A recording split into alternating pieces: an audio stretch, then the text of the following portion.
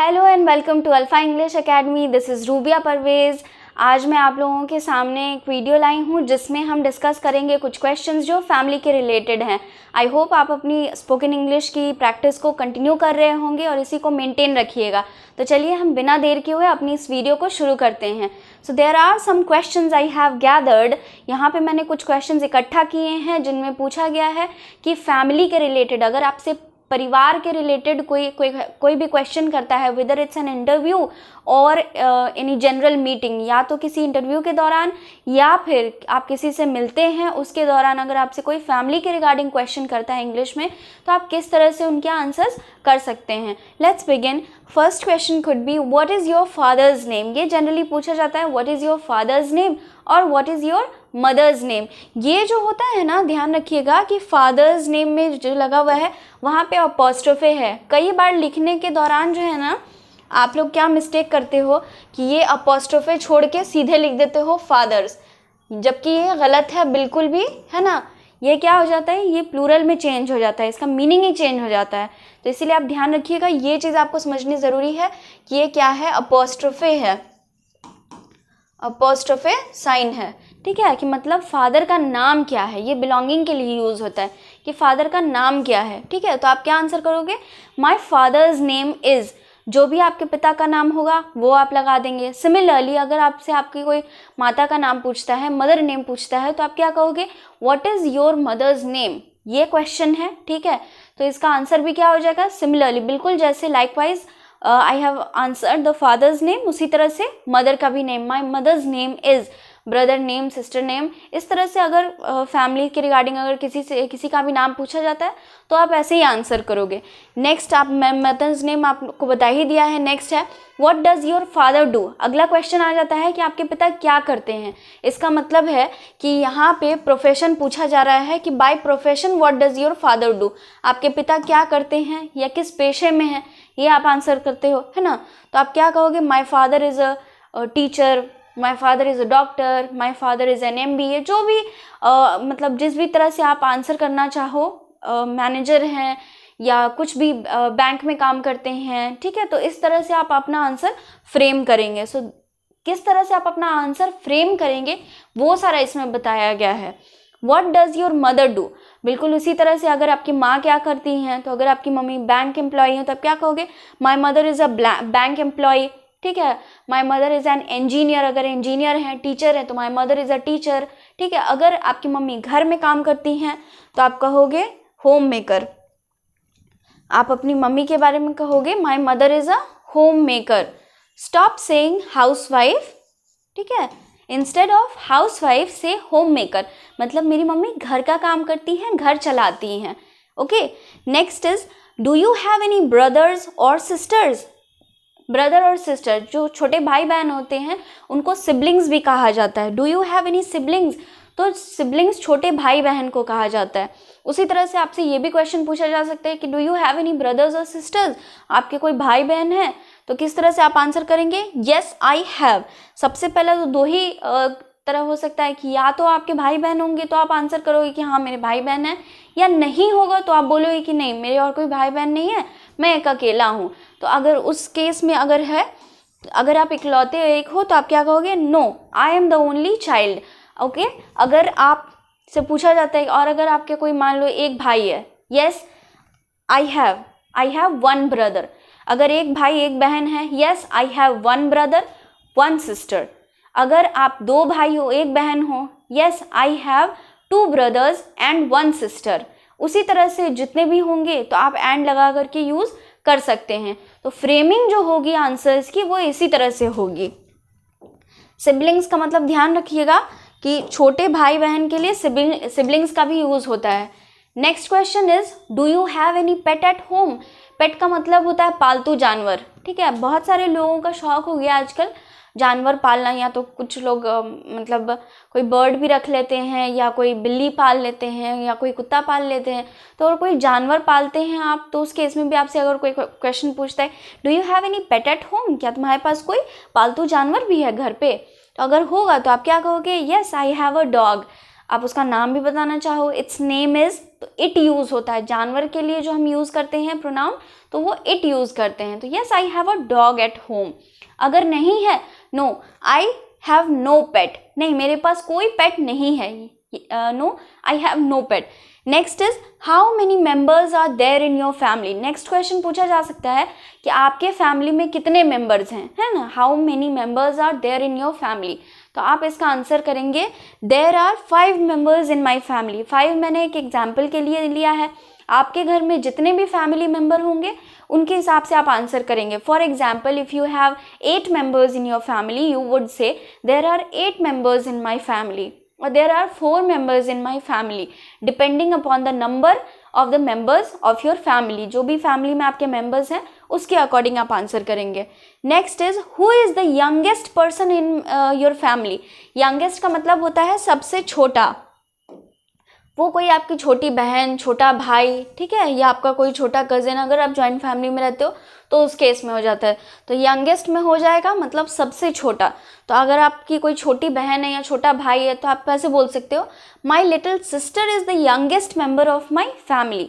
भाई है अगर, my little brother is the youngest member of our family. तो जो सबसे छोटा होता है उसके लिए हम इस तरह से आंसर फ्रेम करते हैं। अब अगर आपसे पूछा जाता है who is the oldest person in your family. Oldest का मतलब होता है एल्डेस्ट, मतलब सबसे बड़ा। दोनों ही तरीके से पूछा जा सकता है, who is the eldest member of your family या फिर who is the oldest person in your family, of your family, in your family, दोनों ही सही हैं, ठीक है। My grand father is the oldest person in my family या फिर my grand father is the eldest person in my family. Eldest oldest दोनों का meaning हो जाता है यहाँ पे सबसे बड़े। यहाँ पे ओल्ड कहने का मतलब पुराना नहीं है, बूढ़ा भी नहीं है, बल्कि सबसे बड़ा, बुजुर्ग कौन है, ठीक है। Next question is who does the cooking in your family. Who does the cooking in your family मतलब खाना पकाने का काम तुम्हारे परिवार में कौन करता है, इसका मीनिंग यही है, who does the cooking in your family, खाना पकाने का काम तुम्हारे परिवार में कौन करता है। तो इसका आंसर हो जाएगा usually my mother कुक्स in my family but both parents can cook when needed. ऐसा है तो आमतौर पे मेरी माँ खाना बनाती है मगर ज़रूरत पड़ने पर मेरे माता पिता दोनों ही खाना बनाते हैं, ये एक आंसर है। या फिर अगर आपके सिर्फ फादर कुक करते हैं तो आप आंसर करोगे my father कुक्स in my family, ठीक है। अगर सिर्फ मम्मी खाना बनाती हैं, my mother कुक्स in my family. या फिर अगर कोई मेड है, ठीक है, so there is a housemaid in my family who cooks for us. There is a housemaid in my family who cooks for us. हमारे घर में एक मेड है जो हमारे लिए खाना बनाती है। या फिर इस तरह से आप आंसर करते हैं, अगर आपके माता पिता दोनों ही काम करते हैं, दोनों ही खाना बनाते हैं, तो आप इस तरह से आंसर करेंगे, ठीक है। Next question is do you get along well with your siblings और पेरेंट्स और फैमिली। ये अलग अलग वर्ड्स हैं जो यूज़ किए गए हैं। अगर आपसे पूछा जाता है do you get along well with your siblings, क्या तुम्हारे छोटे भाई बहन के साथ तुम्हारे जो रिश्ता है, रिलेशनशिप है, वो अच्छा है, सही चल रहा है, या फिर पेरेंट्स के बारे में, या फिर फैमिली, माता पिता के साथ या परिवार के साथ सब सही है, ये क्वेश्चन का मतलब हुआ। तो अगर इस तरह का आंसर पूछा जाता है तो आप क्या आंसर करेंगे, yes we care about one another. हाँ, हम एक दूसरे के बारे में परवाह करते हैं, yes we care about one another, but sometimes we also have difference of opinions. मगर हाँ, कभी कभार हमारी जो सोचने का तरीका है उसमें भी मतलब क्लैशेस हो सकते हैं कि मैं कुछ और सोचती हूँ, मेरे मम्मी पापा कुछ और सोचते हैं, हमारी सोच जो है वो नहीं मिलती है। तो इस तरह से आप आंसर करेंगे। So the complete answer would be yes we care about one another but sometimes we also have difference of opinions, ठीक है। Next is the who is the breadwinner of your family. Breadwinner कहने का मतलब है कि who is the main earner of your family, कि जो आपके परिवार में मुख्य इंसान कौन है जो कमाता है, कमाने का जो जरिया है वो कौन है। तो आप क्या करोगे, both my mother and my father earn for my family. अब अगर किसी के घर में दोनों माता पिता दोनों ही कमाते हैं तो उस केस में यह आंसर अप्लाई होगा, both my mother and my father earn for my family. अब अगर किसी के घर में सिर्फ और सिर्फ पापा कमाते हैं, my father earns for my family और my father is the breadwinner of my family, या अगर वही चीज़ अगर किसी पिता की जगह पे कोई माँ कर रही है, my mother is the breadwinner of my family, या फिर my mother earns for my family, ये दोनों यूज़ हो सकते हैं, ठीक है। इधर the father can be the loan earner, या तो पिता अकेले कमाते हैं या माता अकेले कमाती हैं, या दोनों ही एक साथ कमाते हैं, तो उस केस में both my mother and my father earn for my family, और बोथ पेरेंट्स, ये भी आप यूज़ कर सकते हैं, ठीक है। Next question is who looks after you and your siblings when your parents are out for work. अब देखो यहाँ पे क्वेश्चन बनता है कि अगर पूछा जाता है कि आप जब मतलब घर पे रहते हो और आपके मम्मी पापा बाहर काम पे चले जाते हैं, तो आप लोगों की देखभाल कौन करता है। ये जो क्वेश्चन है इसी को इंग्लिश में पूछा गया है, who looks after you when both parents are out for work. जब दोनों ही माता पिता बाहर काम पे चले जाते हैं तो आप लोगों की देखभाल कौन करता है। One of my parents is always there for us, ये उस केस में अप्लाई होगा जब दोनों में से, माता पिता में से दोनों में से कोई भी एक स्टे कर रहे हैं। One of my parents is always there for us, और sometimes my mother takes day off and she lives with us, she takes care of us, ठीक है। तो हमारी माता करती हैं, या फिर ग्रैंड पेरेंट्स, अगर आप जॉइंट फैमिली में रह रहे हैं तो आप ये आंसर कर सकते हैं, अगर फैमिली में ग्रैंड फादर हैं, ग्रैंड मदर हैं, या अंकल हैं, आंटी हैं, तो वो आप यूज़ करके आंसर फ्रेम कर सकते हैं। फॉर एग्जाम्पल, माई अंकल और an aunt looks after us when my parents are out for work, इस तरह से आप आंसर करेंगे। या फिर my grandfather looks after us when my parents are out for work, इस तरह से आप आंसर करेंगे। मतलब जो भी गार्जियन के तौर पे मतलब आपकी देखभाल कर रहे हैं, तो इस तरह से आप आंसर फ्रेम कर सकते हैं। Framing of answers would be the same, framing of answers जो है वो बिल्कुल एक जैसी रहेगी, बस जो मेंबर हैं वो चेंज होते रहेंगे, ये ध्यान रखिएगा। तो सबसे ज़्यादा इजी यही है, क्वेश्चंस जो फैमिली के रिगार्डिंग होते हैं वो इसी तरह से होते हैं। अब देखिए बहुत सारी चीज़ें इसमें वर्ड की कई बार मतलब कमी हो जाती है, लैक ऑफ वोकैबुलरी। अब देखिए माता पिता भाई बहन इन सब का तो हमें पता है कि यूजुअली हम जानते हैं कि मतलब किस तरह से आ रहा है, ठीक है। माता पिता को, माँ को मदर कहते हैं, पिता को फादर कहते हैं, ठीक है। भाई बहन है, ठीक है, तो ब्रदर सिस्टर। अब देखिए हमारे पास कितने सारे वर्ड्स हो गए हैं ना। Since now you know mother, ठीक है, फादर,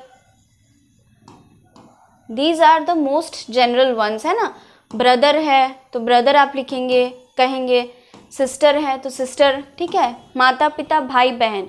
अब देखिए इसके साथ ही दादा दादी होते हैं या नाना नानी हैं, तो दोनों के लिए ही आप क्या यूज़ करते हैं, ग्रैंडफादर, दादा के लिए या नाना के लिए। अब ग्रैंड मदर ये हो गया नाना के लिए या सॉरी नानी के लिए या दादी के लिए। अब दादी नानी जैसे इसमें है पेरेंट्स है, इन दोनों के लिए पेरेंट्स है यूज़ होता है ना, पेरेंट्स। तो उसी तरह से इन दोनों के लिए क्या होता है, ग्रैंड पेरेंट्स। ओके, अब वहीं पे आ जाते हैं चाची मामी, ठीक है, मामा खाला फूआ बुआ, ये सारे आ जाते हैं। अब देखिए एक चीज़ बस ध्यान रखिएगा कि पैतृक साइड से मतलब पिता की तरफ से जितने भी लोग आते हैं उनमें हम पैटर्नल लगाते हैं।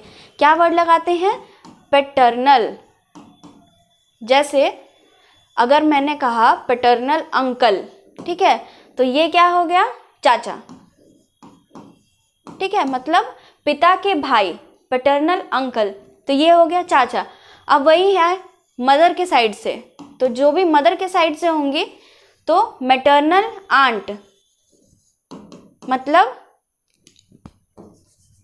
फुआ, ठीक है, जो भी हुई फुआ बुआ जिनको भी आप बोलते हो तो फुआ हो गई, ठीक है, मतलब हमारे खाला बोलते हैं, ठीक है, मम्मी की बहन मैटरनल आंट। मैटरनल अंकल हुए तो मामा हो गए। अब वही चीज़ मैटरनल आंट की जगह मैटरनल अंकल हो गया तो मामा भी हो गया। ये मामी के लिए भी यूज़ हो सकता है, फुआ के लिए भी यूज़ हो सकता है। तो ध्यान रखिएगा कि जो पिता के साइड से होंगे उनमें पैटर्नल कह के यूज़ करेंगे, माता की साइड से जो होंगी उन्हें हम मैटरनल कह के यूज़ करेंगे। यही सारे हैं। अब अगर हमारे चचेरा भाई, मौसेरा भाई, खलेरा भाई, ये सारा है तो इनके लिए हम यूज़ करते हैं एक वर्ड कज़न, ठीक है। क्या यूज़ करते हैं? Cousin, COUSIN, cousin. अब हम कज़न ब्रदर और कज़न सिस्टर तब तक मेंशन नहीं करते हैं जब तक कि ज़रूरी नहीं होता है। It is not necessary for you to mention he is my cousin brother, already you have used he, वो तो पता ही है ना, जेंडर पता चल रहा है कि ही मतलब लड़का है, ही is my cousin, she is my cousin, वह मेरी कज़न है, तो पता चल रहा है कि लड़की है। So there is no need to mention और पॉइंट आउट द जेंडर, वहाँ पे जेंडर पॉइंट आउट करने की ज़रूरत नहीं है, अनलेस और अनटिल इट इज़ नेसेसरी। जब तक कि नेसेसरी नहीं हो तब तक आपको कज़न ब्रदर और सिस्टर इन सब का यूज़ करने की ज़रूरत है ही नहीं, सिर्फ आप कज़न बोलेंगे then it will work. Okay. इसके अलावा अगर आपको किसी वर्ड में दिक्कत होगी तो आप एक बार डिक्शनरी भी खोल के देख सकते हैं। तो ध्यान रखिएगा कि फैमिली रिलेशनशिप्स के लिए आपको रिलेशनशिप्स की इंग्लिश भी आनी चाहिए, तो इसके लिए भी अपनी वोकैबुलरी बिल्डअप कीजिएगा। तब तक ये जो सबसे कॉमन है इनको याद रखिएगा तो कोई प्रॉब्लम नहीं होगी। चलिए, इसके बाद हम कुछ और अगले वीडियो में एक नए टॉपिक के साथ मिलेंगे। Till then bye bye, take care.